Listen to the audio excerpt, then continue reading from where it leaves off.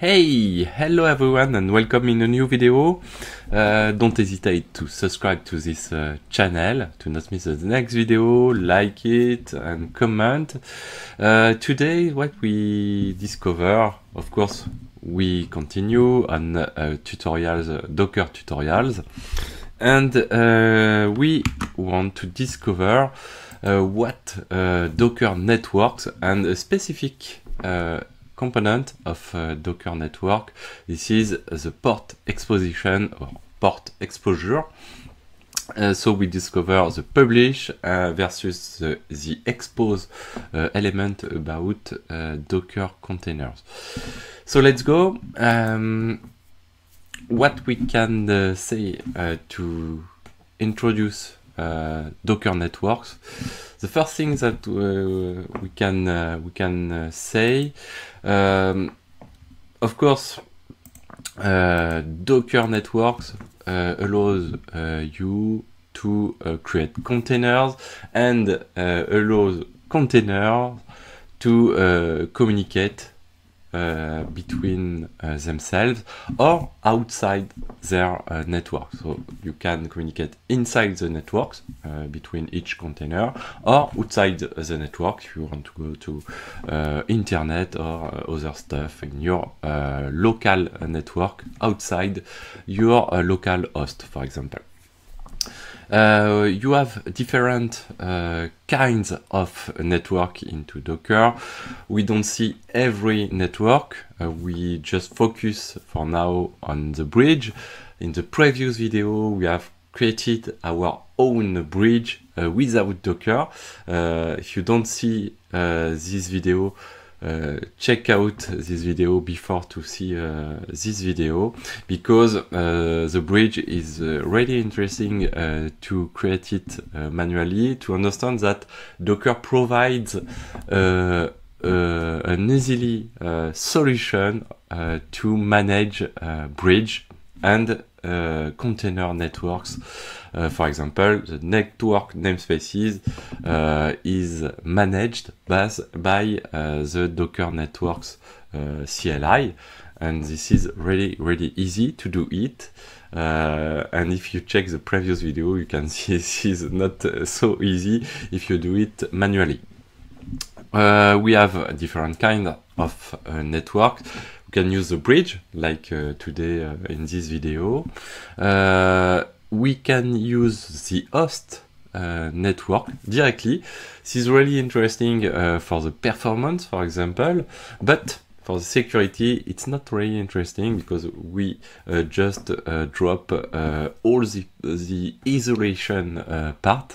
So it's better to use the bridge and not use directly the host. You can use, if you want to have an extreme isolation, you can use a non-network. So you don't want any containers can communicate with your container in the both side. So you can do it with the non-network, and you can use the overlay. Overlay is really important. For example, if you use Docker Swarm, you want to create a Swarm cluster, you need to communicate to make every containers into many Docker hosts communicate all together. So you need to use overlay to connect or interconnect all bridges into the same network. Okay, a really important thing to know for beginners. This is like in the cloud. When you create an instance in the cloud, this is like you create a container on your host. You haven't a static IP. This is very important.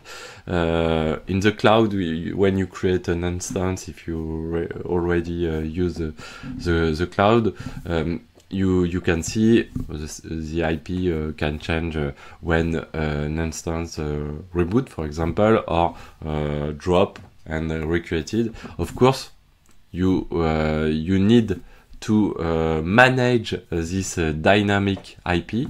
This is the same things with Docker containers. You haven't a static IP. For example, just like a demo, if I check it, I have no container here, Docker PS. So I just want to show you, we create just a first container named C1, and for example, a Nginx, what I do, run, of course, Docker run in detached mode. If I use Docker PS, okay, I have my container C1. Now what I do, I create another container C2 with whatever image to do it. Okay, so now what I want to do, I want to just stop the first container. So if I check just now, Docker inspect, I just want to check each IP. I check the first container, C1, and this container I have an IP address in .2 at the end here. If you check the container C2, you have the .3, okay. So for example, if you create another container, just for example, the C3 container, and inspect again, okay, we can think this is an incremental attribution of each IP, the IP allocation. We have the .4, okay, and now I just want to stop the C1 container. I stop it. If I check now what we have, we only have two containers here, C2 and C3. If we check we already saw that with -A, we can see all containers, and we found our previous container C1, but it just stopped. And now what I want to do, I just want to create a C4 container. For example, here, okay, I create C4 container, and now I want to start our C1 container. And what I expected in my mind, if I am a beginner, I think the Docker C1 container, if I do an inspect, keep the same IP in my mind. And because I am a beginner into the Docker and container hype, and no, my C1 container, so this is the same previous container, but some change happened, and I see this is now not the .2 container, but the .2 IP, but this is now the .5 IP. And if I check the C4 container, what I see, this is like this container reuse, or Docker reuses the previous IP of my C1 container. This is really important to understand it, because you don't and you never need, and you never must use an IP of a container. This is very, very important. You can discover IP of a container and use the Docker API to collect this IP, and if this IP change, you want to take this change in your infrastructure, technology, service discovery, or mesh, or whatever. But this is really important to understand this IP is dynamic. This is like you have a virtual machine, and if you reboot your virtual server, or crash your virtual server to recreate the same virtual server, you don't find the same IP. This is really, really important. This is not a static IP. This is a dynamic IP. Like, for example, if you have a DHCP, this is the same thing. So when you create an infrastructure with Docker, you need to have in your mind this particular thing. So now what we can check. So yes, before. Don't remember if it's before or after. Sorry. Yes. So now some other things about our Docker network. Docker is not a black box when you don't know where is attributed this IP or the bridge or other stuff. All is a Linux part. So, for example, if you want to discover this bridge, to see this bridge, you can just use a typical or current command line, for example, IPA or ifconfig. If you run here IPA, I can see here, if I check, we can see Docker 0 bridge. This is the default bridge about Docker. For example, you can create your specific bridge, like in the previous video, but with the help about Docker.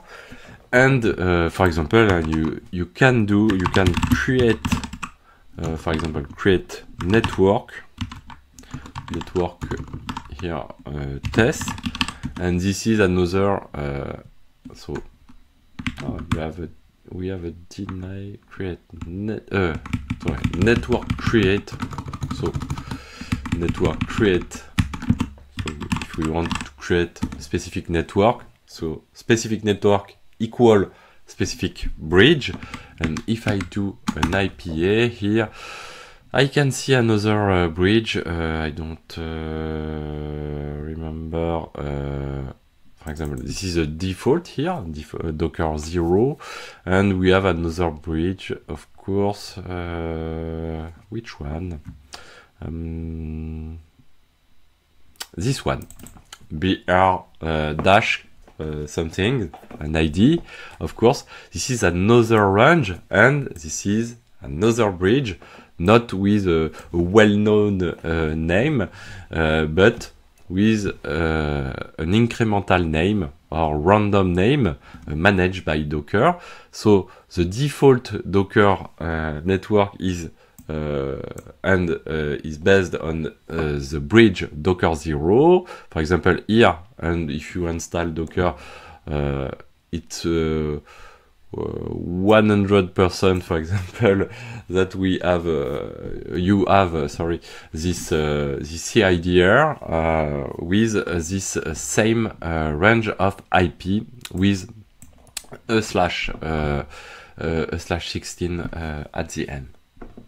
And for the other bridge here, we have another range of IP. You can see here 172.18, and in the default bridge we have 172.17. So okay, and now if we run again IPA, and with IPA, what we have some virtual Ethernet.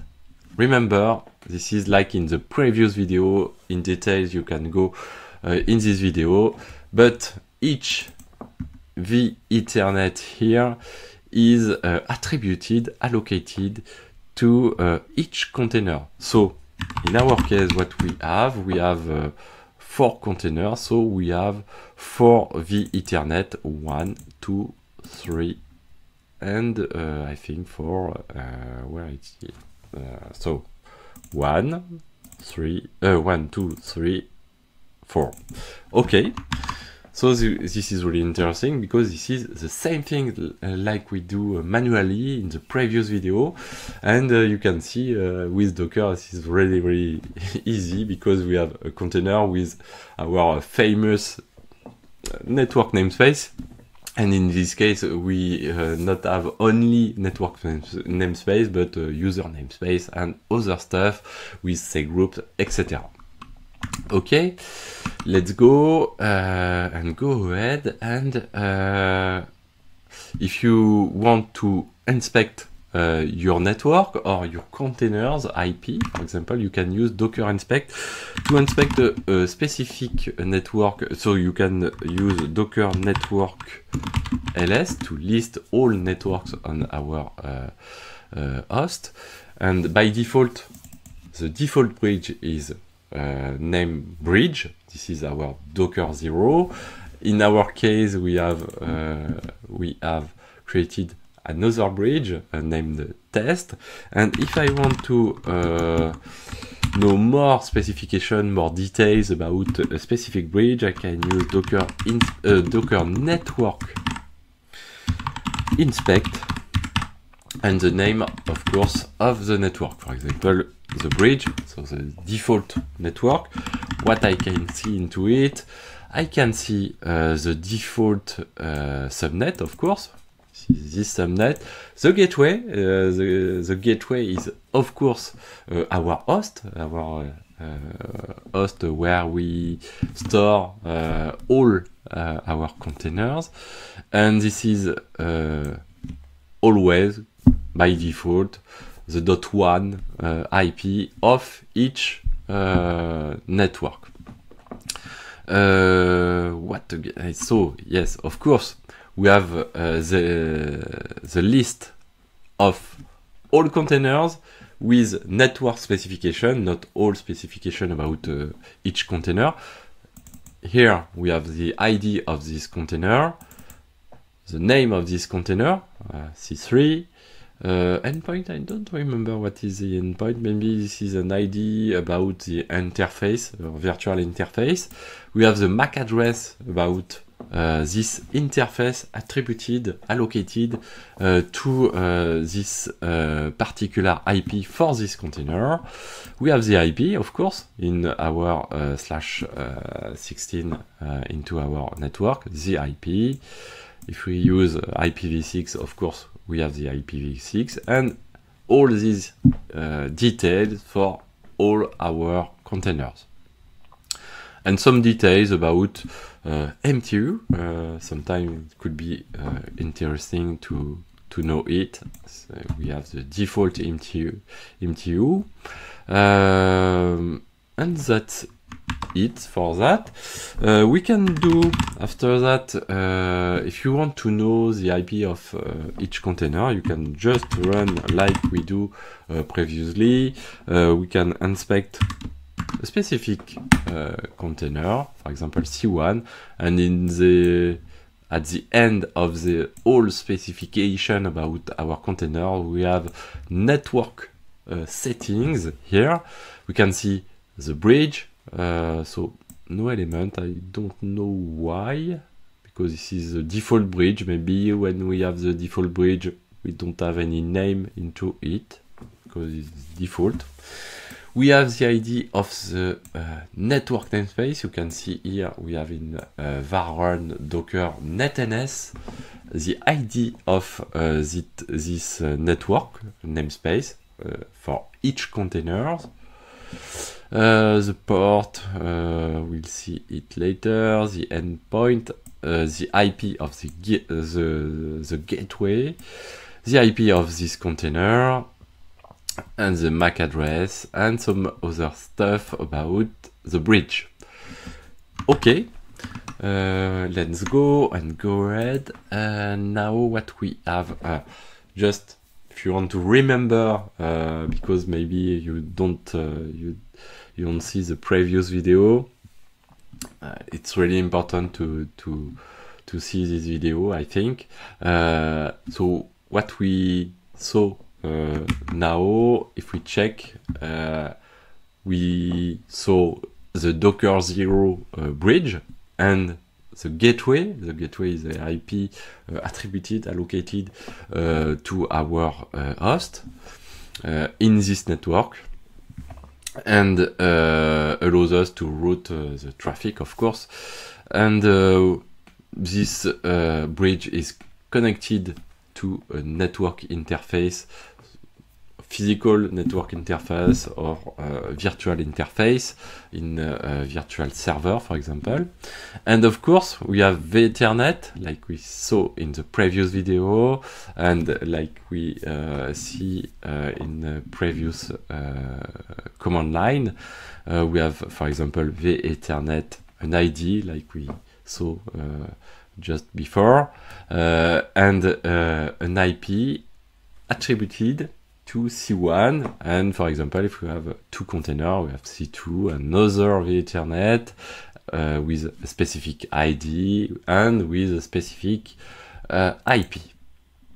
Okay, now we can have a look about expose and publish. We have created a network namespace. All of this stuff is managed by Docker, so we don't need to go in details and deep dive like the previous video, and we can now just ask us how we can communicate with a container, with a service into container. This is really important to answer to this question. So in this video we will just see expose and publish part about this communication with our container.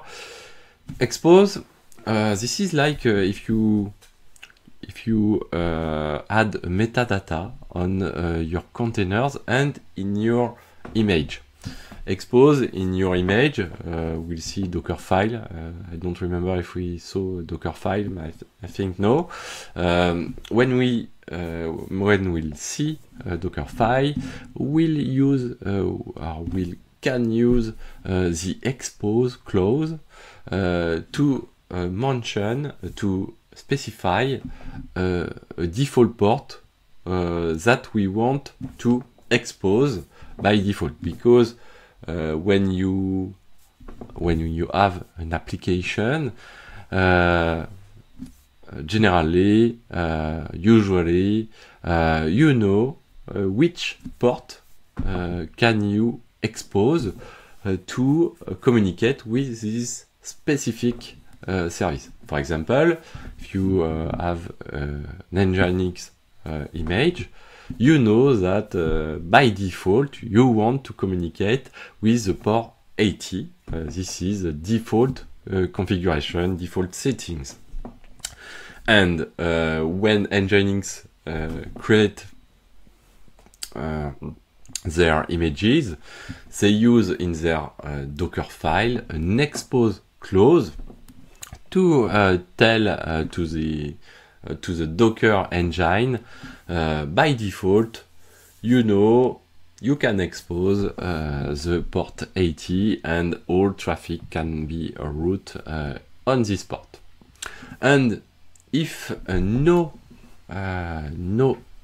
expose clause is written into the Docker file, you can use --expose command in the CLI directly. So for example, when we just run docker run -d -name c1 and whatever, you can just add --expose and the port you want to expose, if no expose port is by default defined into the Docker file.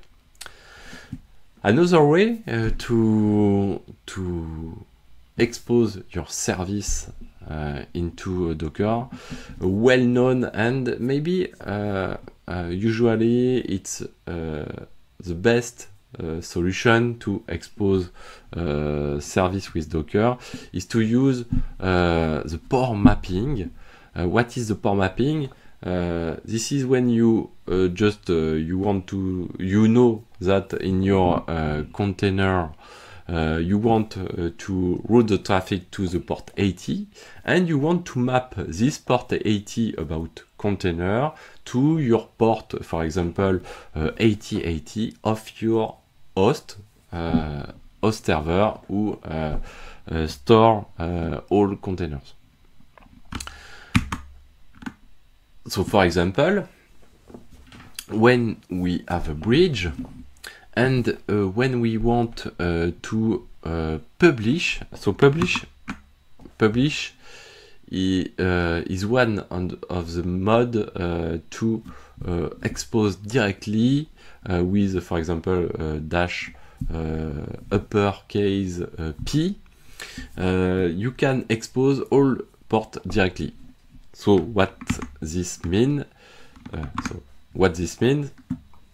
So this is not yes, this is the mapping of the port, and for example, if on C1 we have our Nginx, like in our CLI, in our terminal, we run an Nginx here, and we want to map the port 80 about this container on the port 8080 of our virtual server.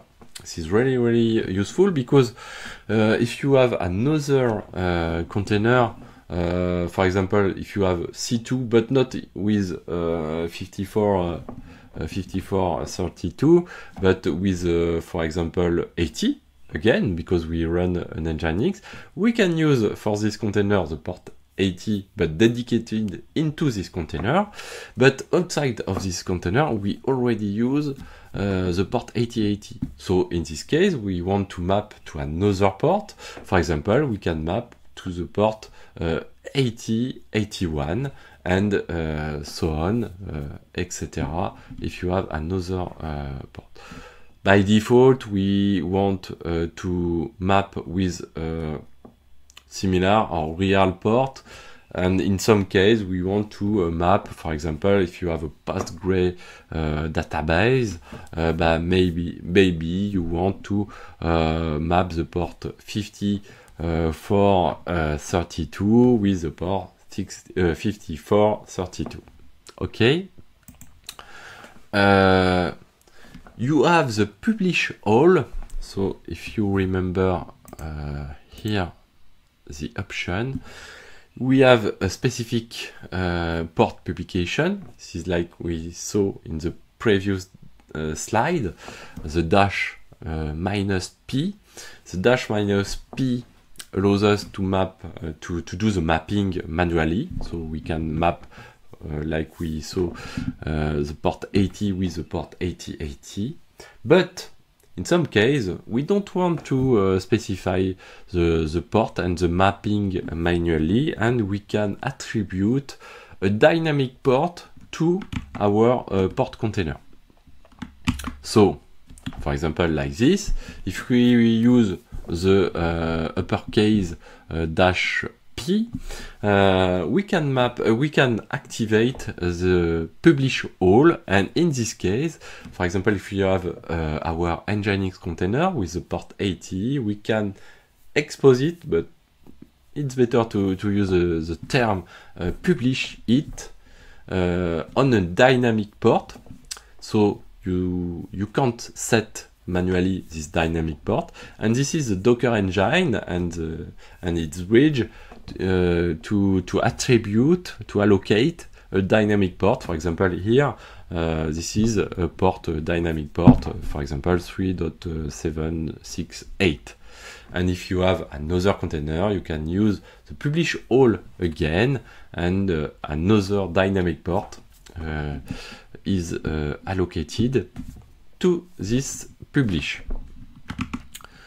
An example now. Okay, the first example is to just expose a container with a mapping of this port, like we saw, with 80 and the port 8080 of our host. And if we check now, I can can remove C1, C2, and C3, no containers. Okay, and now what we want to do, I can just run, if I just run a curl on 127.0.0.1 and the port 8080, of course nothing in the response, and the connection refused because nothing listen on this port. If I check if I have a netstat dash NTAUP,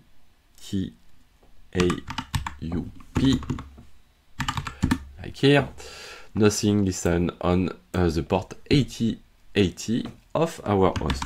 So now what we want to do, I want to run a specific container with a mode, detach mode, background mode, and a specific name for this container, C1, and I want to publish is in this case with the minus P is just a mapping of the port, really important to us to know it.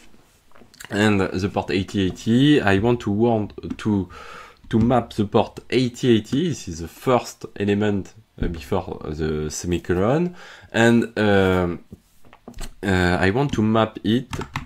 The first part is about the host, where we store all our containers, and the second part is the port of our specific container, in our case C1 container. And now I just add the image name, maybe if I want I can add the tag of this image, of course. And if I run a docker ps here, what we have, so I can just, what we have, we can see here port. And port, what tell us port?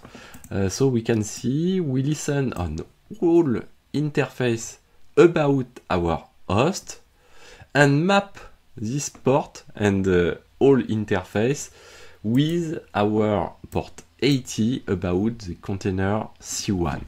So, okay, just now if I, for example, if I do a docker inspect, of course, inspect C1 container, I have an IP like we saw previously, and if I just run a curl here, of course on the port 80 about the IP of this container, it works on the port 80, and now what I want to do, I am outside of our container and I want to check if my host, my virtual server, have the same service provides on our port 8080 because we did this mapping.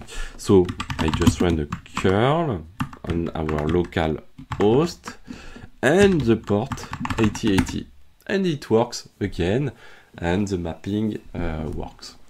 So you can check, of course, if we have a multiple interface. If I use the default interface of our virtual server here, like here,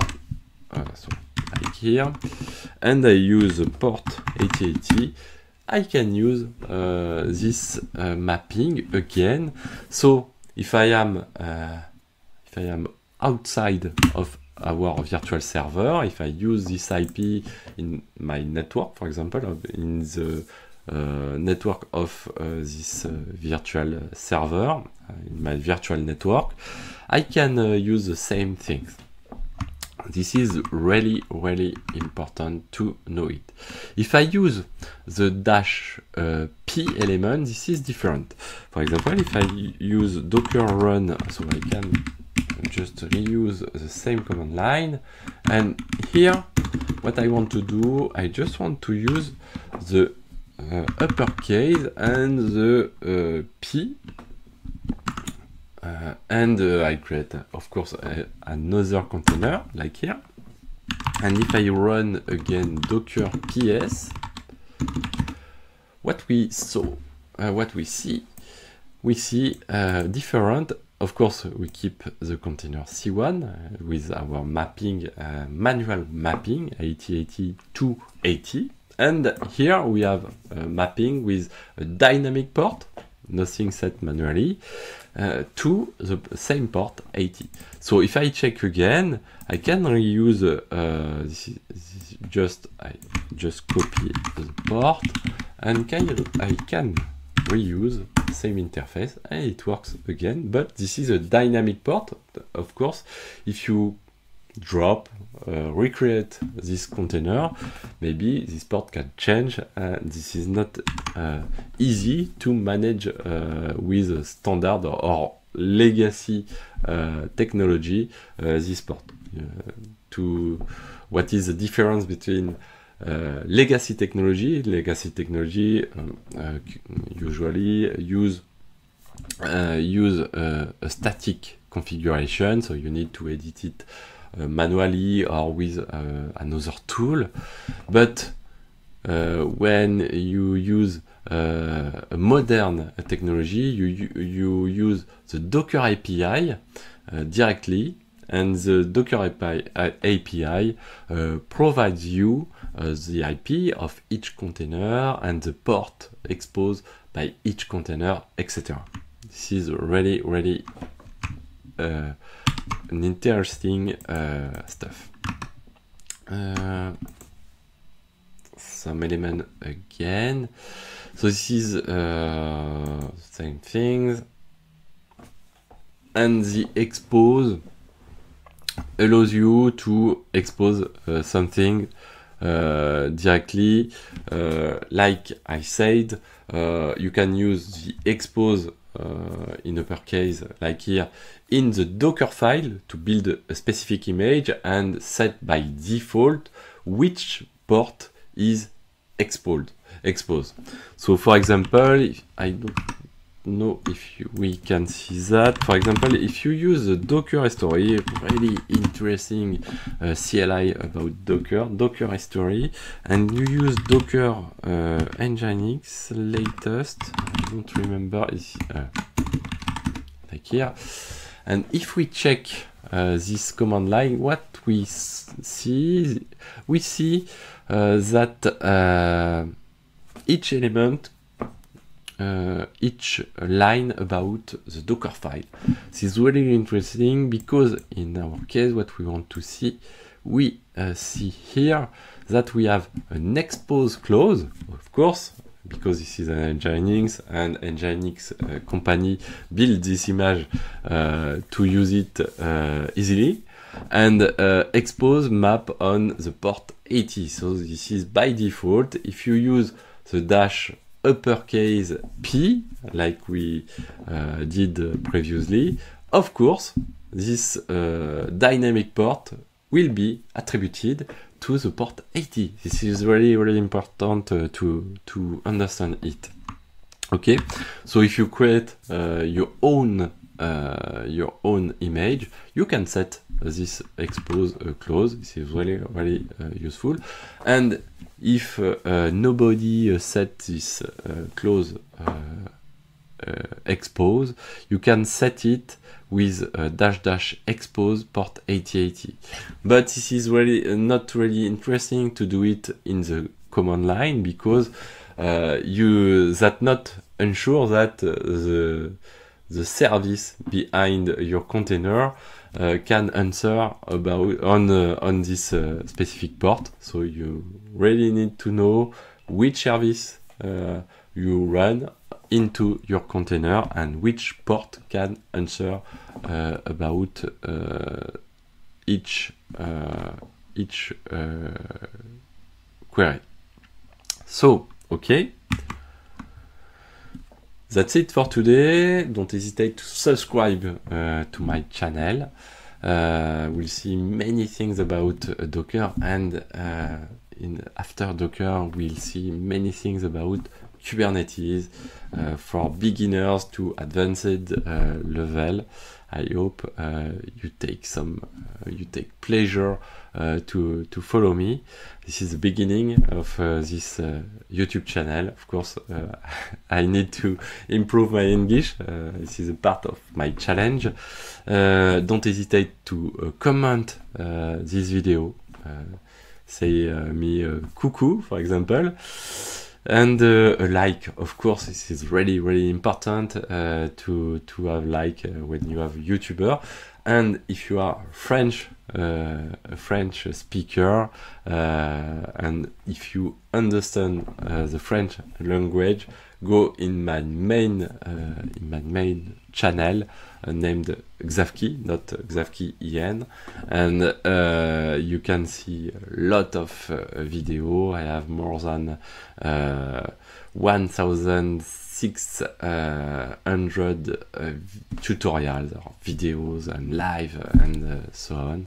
This is my passion and my pleasure to share my skills with you. Bye, and that's it for today. Bye bye.